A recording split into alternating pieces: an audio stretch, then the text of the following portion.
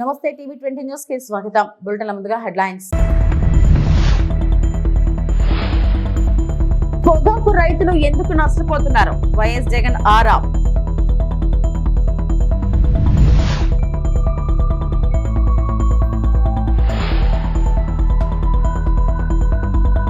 Kaleshwaram commission ఎదుట విచారణకు హాజరైన కేసీఆర్.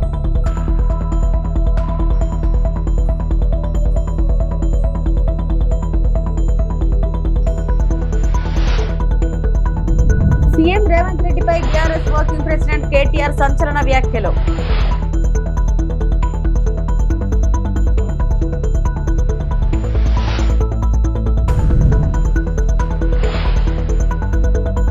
తిరుమల కొండలను చుట్టేస్తున్న కారు చిచ్చు. వివిధ దేశాలలో భారతదేశానికి ప్రాతినిధ్యం వహించిన వివిధ ప్రతినిధి బృందాల సభ్యులను ప్రధానమంత్రి నరేంద్ర మోడీ కలిశారు. మరియు శాంతికి భారతదేశం యొక్క నిబద్ధత మరియు ఉగ్రవాద ముప్పును నిర్మూలించాల్సిన అవసరాన్ని వివరించారు.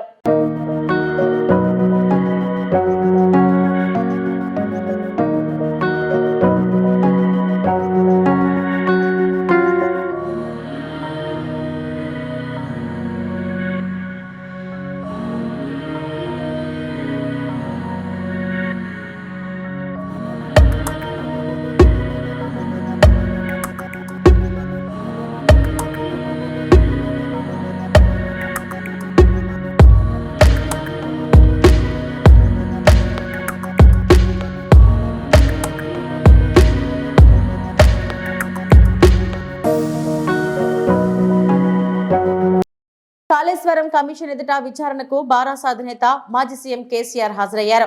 బీఆర్కే భవన్ లో ఆయన్ను జస్టిస్ పీసీ ఘోష్ ప్రశ్నిస్తున్నారు.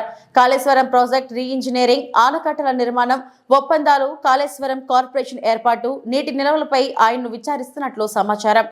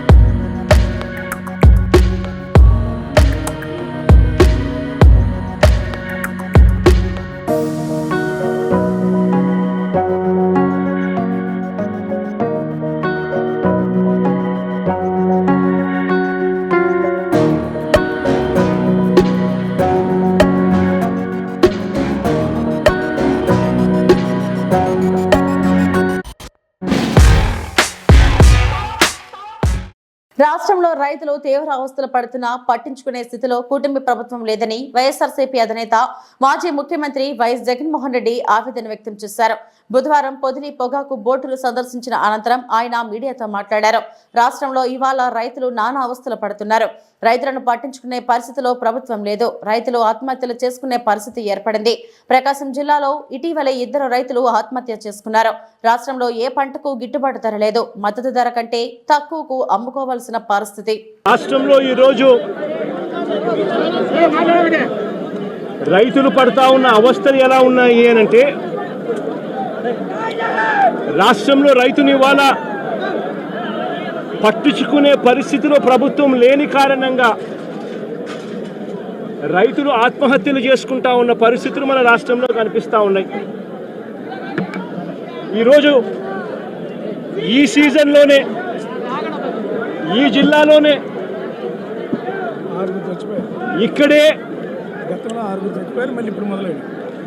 2 ఆత్మహత్యలు చేసుకున్న సన్నివేశం మధ్య ఈరోజు ఈ జిల్లాలో నేను మాట్లాడుతూ ఉన్నా. ఈరోజు ఇక్కడే ఇదే జిల్లాలోనే 2 ఆత్మహత్యలు చేసుకున్న పరిస్థితులు. పర్చూరులో ఒక రైతు చనిపోయాడు. గడిచిన శుక్రవారం కొండేపిలో మరొక రైతు ఆత్మహత్య చేసుకున్నాడు. 2 రైతులు గిట్టుబాటు ధరలు లేక ఇదే జిల్లాలో రైతాంగం చనిపోయిన పరిస్థితుల మధ్య ఈరోజు నేను ఇక్కడికి వచ్చి రైతులు పడతా ఉన్న అగసాట్లను ప్రభుత్వాన్ని గట్టిగా నిలదీస్తూ ప్రశ్నిస్తూ ఉన్నా. ఈరోజు రైతు పడతా ఉన్న పరిస్థితుల మధ్య ఏ పంటకు కూడా ఈరోజు రాష్ట్రంలో గిట్టుబాటు ధరలు లేవు. వరి ప్రొక్యూర్మెంట్ మొన్న చేశారు. ఏ రైతుకైనా కూడా, ఏ రైతును తీసుకున్నా కూడా కనీసం 300 రూపాయల నష్టానికి రైతు ఎంఎస్పీ కన్నా తక్కువ రేటుకు అమ్ముకోవాల్సిన పరిస్థితిలో ధాన్యాన్ని రాష్ట్ర ప్రభుత్వం కొనుగోలు చేసింది.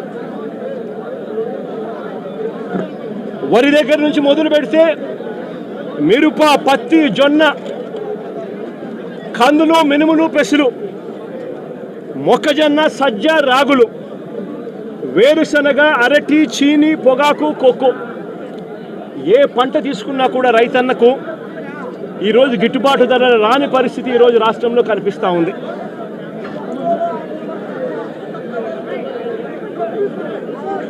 కేవలం ఒక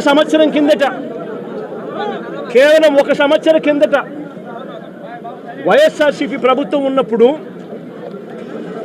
రైతు రాజ్యంగా రాష్ట్రంలో పరిపాలన సాగించినప్పుడు రైతు పరిస్థితి ఎలా ఉండేది, ఒక్క సంవత్సర కాలంలో రైతు ఎలా దిగజారిపోయాడు అని చెప్పడానికి నిదర్శనం ఈరోజు రాష్ట్రంలో ఈ జిల్లాలో జరిగిన రైతు ఆత్మహత్యలు. గత ఏడాది రైతు భరోసా కింద రైతన్న పెట్టుబడి సమయంలో, రైతన్నకు పంట వేసే సమయంలోనే మే మాసం చివరికల్లా, ఖరీఫ్ మొదలయ్యే నాటికల్లా రైతన్నకు రైతు భరోసా కింద పెట్టుబడి సహాయం కింద సహాయం అందేది. వైఎస్ఆర్సీపీ ప్రభుత్వ హయాంలో, మా ప్రభుత్వ హయాంలో గత ఏడాది రైతు భరోసా కింద రాష్ట్రంలోని మహిళలను దూషించి వారిని అవమానిస్తే సహించబోమని తనకు ఎమ్మెల్యే ఆర్మిలి రాధాకృష్ణ హెచ్చరించారు. సాక్షి మీడియాను అడ్డుపెట్టుకుని వైసీపీ నాయకులు, పేటీఎం జర్నలిస్టులు చేస్తున్న దుష్ప్రచారంపై ఆయన మండిపడ్డారు. కూటమి ఆధ్వర్యంలో తనకు నరేంద్ర సెంటర్లో నిర్వహించిన ధర్నా కార్యక్రమంలో ఆయన పాల్గొని మాట్లాడారు. గత 5 ఏళ్లు వైసీపీ హయాంలో అధికార మతంతో వైఎస్ జగన్మోహన్ రెడ్డి రాష్ట్ర ప్రజలందరినీ ఎన్నో అవమానాలకు గురి చేశారన్నారు.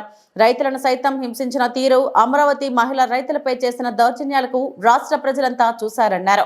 అమరావతిని భ్రమరావతి అని, గ్రాఫిక్స్ అని ఇలా అవమానకరంగా 5 ఏళ్ల పాటు అవహేళన చేసి నిర్వీర్యం చేయాలనే లక్ష్యంతో 3 రాజధానుల నాటకం జగన్మోహన్ రెడ్డి ఆడారని అన్నారు.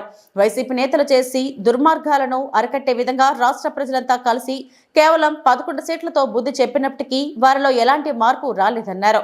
ఇప్పటికీ దుష్ప్రచారం చేస్తున్న జగన్ ముఠా దౌర్జన్య కాండలను ఆయన తీవ్రంగా ఖండించారు. ఈ కార్యక్రమంలో కూటమి నాయకులు, కార్యకర్తలు పాల్గొన్నారు. 19 నుంచి 24 వరకు జగన్ అధికార మదంతో వైఎస్ఆర్ కాంగ్రెస్ పార్టీ నాయకులు జగన్మోహన్ రెడ్డి ఈ రాష్ట్ర ప్రజలందరినీ కూడా అనేక అవమానాలకు గురి చేసినటువంటి విషయం మనందరికీ కూడా తెలుసు.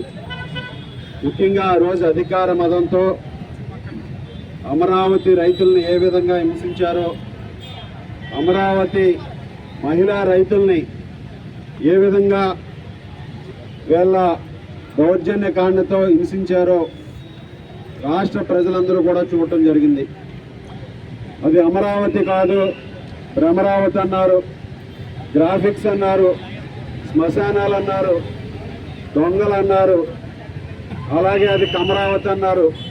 ఈ విధంగా అధికారంలో ఉన్నటువంటి 5 సంవత్సరాలు కూడా అమరావతిని అవహేళన చేసి అమరావతిని నిర్వీర్యం చేయాలనే లక్ష్యంతో 3 రాజధానులు నాటకమాడినటువంటి జగన్మోహన్ రెడ్డి ఈరోజు రాష్ట్ర ప్రజలందరూ కూడా వారు చేసినటువంటి దుర్మార్గాల్ని అరికట్టే విధంగా వారికి 11 సీట్లతో బుద్ధి చెప్పినప్పటికీ కూడా ఈ రోజుకి కూడా చంద్రబాబు నాయుడు గారు కూటమి నాయకత్వంలో అమరావతి నిర్మాణం జరగకూడదు, అమరావతి బ్రాండ్ ఇమేజ్ పెరగకూడదు, అమరావతిని ఏదో విధంగా ఆ పేరుని మనం అన్ని విధాలుగాను కూడా ఇబ్బందులు గురి చేసే విధంగా చేయాలనే ఒక ఆలోచనతో ఇప్పటికీ కూడా అమరావతి మీద విషం చిమ్ముతున్నటువంటి జగన్ ముఠా దౌర్జన్య కాండల్ని ఈ సందర్భంగా ఖండిస్తున్నాం. ముఖ్యంగా సాక్షి టీవీ జగన్మోహన్ రెడ్డి గారి శ్రీమతి గారు చైర్మన్గా ఉన్నటువంటి సాక్షి టీవీ భారతిరెడ్డి గారి నాయకత్వంలో, భారతిరెడ్డి గారి కనుసన్నల్లో సాక్షి టీవీ సాక్షిగా మరలా అమరావతిని అవహేళన చేసి అవమానానికి గురి చేయటం ఎంతైనా గర్హించదగినటువంటి విషయం అని ఈ సందర్భంగా తెలియజేస్తున్నా. ఆ రోజు చర్చా కార్యక్రమాల పేరుతో అక్కడ అమరావతిని చంద్రబాబు నాయుడు గారు అమరావతి గురించి చెబుతూ ఇది దేవతల రాజధాని అని చెబితే దాన్ని అవహేళన చేస్తూ అవమానపరిచే విధంగా ఎక్కడో ఒక ఇంగ్లీష్ పేపర్లో ఏదో రిపోర్ట్ వచ్చిందని సాకుగా తీసుకుని అమరావతిని వేశ్యాల రాజధానిని వీళ్ళు ఎంత ఘోరమైనటువంటి మాటలు మాట్లాడారో మనందరం కూడా చూసాం. అక్కడ ఉన్నటువంటి కొమ్మినేని శ్రీనివాసరావు కానీ, అదేవిధంగా ఎడిటర్ ముసుగులో ఉన్నటువంటి దుర్మార్గుడు కృష్ణరాజు కానీ, వాళ్ళు చేసినటువంటి అవమానానికి ఈరోజు రాష్ట్రంలో ఉన్నటువంటి మహిళలందరూ కూడా ఎదురు తిరిగినటువంటి పరిస్థితి వచ్చింది. సాక్షి ఛానల్ పెట్టినప్పటి నుంచి కూడా వాళ్ళ పార్టీ కరపత్రంగా వాడుకుంటూ వాళ్ళ పబ్లిసిటీ కోసం, వాళ్ళ రాజకీయాల కోసం ఇప్పుడు కూడా చంద్రబాబు నాయుడు గారిని అవమానించడమో, లేకపోతే వీళ్ళ అధికారంలో ఉంటే ప్రతిపక్షాల కోసం అవమానించడం కోసమో, లేకపోతే వీళ్ళ ప్రతిపక్షంలో ఉంటే అధికార పక్షాన్ని అవమానించడం కోసమో సాక్షి టీవీని ఒక వేదికగా వాడుకున్నటువంటి పరిస్థితి. అదేవిధంగా సాక్షి దినపత్రిక కూడా ఒక పార్టీ పాంప్లెట్ లాగా, ఒక పార్టీ కరపత్రంలాగా విషపు రాతలు రాస్తూ ఉన్నవి లేనట్టు, లేనివి ఉన్నట్టు కట్టు కథలు అల్లుతూ వారు రాజకీయ పబ్బం గడుపుకోవడం కోసం వీరు చేస్తున్నటువంటి విన్యాసాలని ప్రతి ఒక్కరూ కూడా ఈరోజు రాష్ట్ర ప్రజలందరూ కూడా ముక్త కంఠంతో ఈరోజు ఖండిస్తున్నారు. ముఖ్యంగా అమరావతి మీద సీఎం రేవంత్ రెడ్డిపై బీఆర్ఎస్ వర్కింగ్ ప్రెసిడెంట్ కేటీఆర్ సంచలన వ్యాఖ్యలు చేశారు. కేసీఆర్ అంటే ఒక చరిత్ర, ఇరిగేషన్ విషయంలో కేసీఆర్ ను విచారణకు పిలిచారంటే హనుమంతుడి ముందు కుప్పగంతులు లాంటిదే. ఇరిగేషన్ మీద కేసీఆర్ కు ఉన్న అవగాహన బహుశా ఈ దేశంలోని సమకాలీన రాజకీయ నాయకులలో ఎవరికీ ఉండదు. చివరకు ధర్మం న్యాయమే గెలుస్తుంది. తెలంగాణను సాధించిన నాయకుడిగా, సస్యశ్యామలం చేసిన నాయకుడిగా కేసీఆర్ పేరు చరిత్రలో సువర్ణ అక్షరాలతో లిఖించబడుతుందని కేటీఆర్ అన్నారు. ఢిల్లీకి పోయి కూర్చొని పోర్ట్ఫోలియోలు పంచుకునే దౌర్భాగ్య పరిస్థితుల్లో ఇవాళ తెలంగాణ ప్రభుత్వం ఉన్నది. అట్లాంటి చిల్లర ముఖ్యమంత్రి, చిల్లర ప్రభుత్వానికి ఇంతకంటే ఎక్కువ తెలివితేటలు ఉంటాయని నేను అనుకోను. కాళేశ్వరమే కాదు, ఇంకా ఎన్ని కుట్రలు చేసినా, ఎన్ని కేసులు పెట్టినా, ఎన్ని కథలు పడ్డా ముఖ్యమంత్రి గారికి నేను ఒకటే గుర్తిస్తా ఉన్నా, నీ 420 హామీలు, నీ 6 గ్యారంటీల నుంచి ప్రజల దృష్టిని నువ్వు మరల్చాలని ప్రయత్నం చేసినా మళ్ళా నీయం ప్రజల తరపున అడుగుతూనే ఉంటాం. నువ్వెన్ని రకాలుగా వేధించినా నిన్ను వదిలిపెట్టం, నిన్ను వదిలిపెట్టం, నీ కాంగ్రెస్ పార్టీని బొందబెట్టేదాకా వెంటాడుతూనే ఉంటాం. కేసీఆర్ కమిషన్ ముందు పిలవాలి కాబట్టి పిలిచారనుకోవచ్చా? కేసీఆర్ గారు తెలంగాణ చరిత్ర. కేసీఆర్ ను ఇవాళ పిలిచి అది కూడా ఇరిగేషన్ గురించి మాట్లాడటము అంటే ఇది హనుమంతుడి ముందు కుప్పిగంతులు లాంటివి. ఎందుకంటే కేసీఆర్ గారికి ఉన్నంత క్షుణ్ణమైన అవగాహన, వాగులు, వంకలు, నదులు, చెరువులు, వీటి గురించి, ఇరిగేషన్ రంగం గురించి కేసీఆర్ కు ఉన్నంత అవగాహన బహుశా భారతదేశంలోనే ఈరోజు సమకాలీన రాజకీయాల్లో ఏ రాజకీయ నాయకుడు కూడా ఉండదు. మరి అట్లాంటిది కేసీఆర్ గారిని పిలిచి లేదు అడుగుతామంటే హనుమంతుడి ముందు కుప్పిగంతులే అవుతుంది. ముమ్మాటికి నిజాలు అల్టిమేట్ గా తేల్తాయి. ధర్మము న్యాయమే గెలుస్తుంది. అల్టిమేట్ గా కేసీఆర్ గారి పేరు చరిత్రలో సువర్ణాక్షరాలతో తెలంగాణను సాధించిన నాయకుడిగా, తెలంగాణను సస్యశ్యామలం చేసిన నాయకుడిగా చరిత్రలో సువర్ణాక్షరాలతో లిఖించబడుతుంది. ఈ చిల్లర రాజకీయాలు పట్టించుకోకండి. 6 గ్యారంటీలు, 420 హామీల మీదనే మనం అందరం దృష్టి పెడదాం. ఖచ్చితంగా రేవంత్ రెడ్డిని, కాంగ్రెస్ పార్టీని తొందరలోనే ఈ చిల్లర రాజకీయాలు అన్ని ముగిసిన తర్వాత ప్రజాక్షేత్రంలో బట్టలిప్పి నించోబెట్టే విధంగా కార్యాచరణ ఉంటది. దానికి మీ మద్దతు పలకాలని రాష్ట్ర తిరుమల కొండలను చుట్టేస్తున్న కారు చిచ్చు, శ్రీవారి పాదాలు శిలా తోరణం సమీపంలో భారీగా చెలరేగిన మంటలు. కూటమి ప్రభుత్వం అధికారంలోకి వచ్చాక కొండపై నిద్రావస్థలోకి నిఘా వ్యవస్థ, దాంతో వరుస ఘోరాలు, అపచారాలు.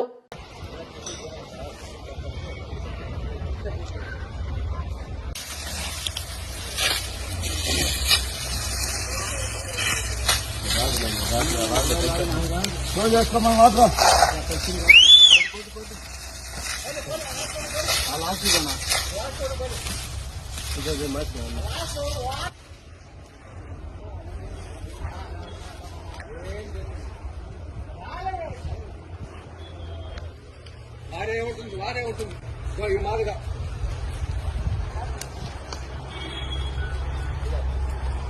ఇదే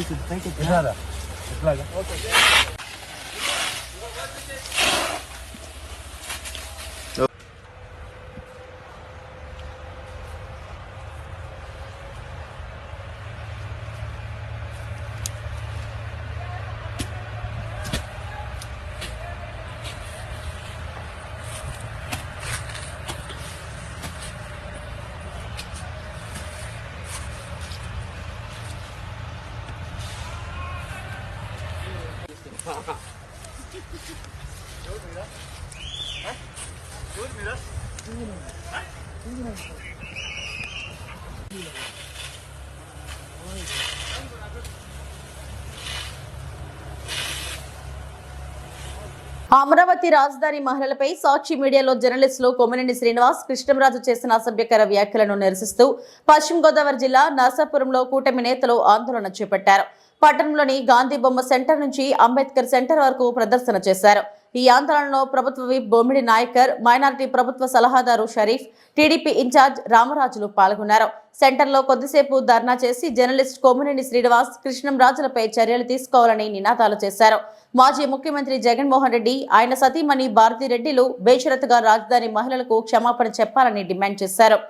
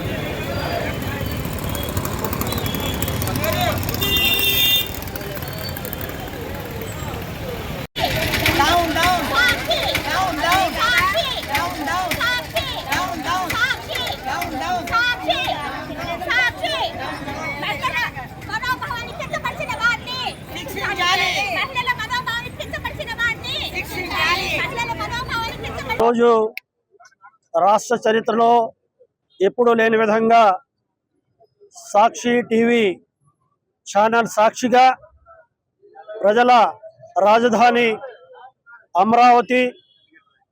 అమరావతిని రాజధానిని కించపరుస్తూ, మహిళల్ని ప్రత్యేకంగా మరింత కించపరుస్తూ, అక్కడ ఉండే వాళ్ళందరూ వేశ్యల రాజధాని అని, మరి ఏ రకంగా కూడా బెదురు జంకు లేకుండా అసత్యాలని సాక్షి టీవీలో కృష్ణరాజు అనే అతను మరి బహిరంగంగా చెప్పి రాష్ట్ర యావత్తున్న మహిళా లోకం యొక్క ఆత్మగౌరవాన్ని కించపరచడమే కాకుండా రాజధాని ఎప్పుడు మనం నిర్మించుకుంటున్నాం, ఈ రాజధాని ఈ దేశంలో కాదు విదేశాల్లో మొత్తం కూడా విశిష్టమైన ఒక మరి పేరు ప్రఖ్యాతులు సాధించే రాజధానిగా నిర్మించుకోవాలనే ఆలోచన చేస్తున్న తరుణంలో మరోసారి రాజధాని మీద బురద చల్లి తమ అక్కసుని వెల్లబుచ్చారు. ఇది కేవలం రాజధాని విషయంలో కాదు, మహిళల ఆత్మగౌరవాన్ని, మహిళల యొక్క మరి ఏదైతే వ్యక్తిత్వం ఉంటుందో ఆ వ్యక్తిత్వాన్ని కించపరుస్తూ అమరావతిలో ఉండే మహిళ వైశ్యులని వేశ్య రాజధాని అని చెప్పడం, ఇది ఆంధ్ర రాష్ట్రం యావత్తు మొత్తం 5 కోట్ల ప్రజానీకం దీన్ని నిరసిస్తున్నారు, ఖండిస్తున్నారు. దీని మీద ఎవరైతే ఈ రకంగా మాట్లాడారు కృష్ణరాజు గారు కానీ, దాన్ని ఛానల్లో మరి ఎవరైతే కొమ్మినేని శ్రీనివాసరావు గారు ఏం మాట్లాడకుండా నవ్వుతూ అదండి మీరు చెప్పింది రేపు ట్రోల్ అవుద్దండి, సోషల్ మీడియాలో పెడతారండి అని చెప్పాడు తప్ప, నువ్వు మాట్లాడుతుంది తప్పు, ఈ రకంగా మాట్లాడకూడదని నివారించకుండా వెకిలి చేష్టలు వేస్తూ వెకిలి నవ్వుతూ ఆ రకంగా అతన్ని సహకరించాడనే విషయాన్ని కూడా ఈ సందర్భంగా మనవి చేస్తున్నారు. నాకు ఒక సందర్భం గుర్తు వస్తుంది. పాండవుల్లో ఏదైతే జూదంలో ఓడిపోయినప్పుడు తన భార్యను కూడా ఓటమి పాలైనప్పుడు ద్రౌపదిని వివస్త్రం చేయడానికి ఆనాడు దుస్సాహసం చేశారు కౌరవులు. ఆ రకంగా దుస్సాహసం చేసినందుకు మహిళల్ని నిండు సభలో అవిస్త్రం చేయడానికి మరి మన దేశం వ్యవసాయ ఆధారిత దేశం. దేశ ప్రగతి మొత్తం వ్యవసాయం మీదనే ఆధారపడి ఉంటుంది. అందుకే మన దేశంలో ఎన్నటికీ రైతే రాజు. అలాంటి అన్నదాతలకు ప్రత్యేకమైన పండుగ ఒకటి ఉంది.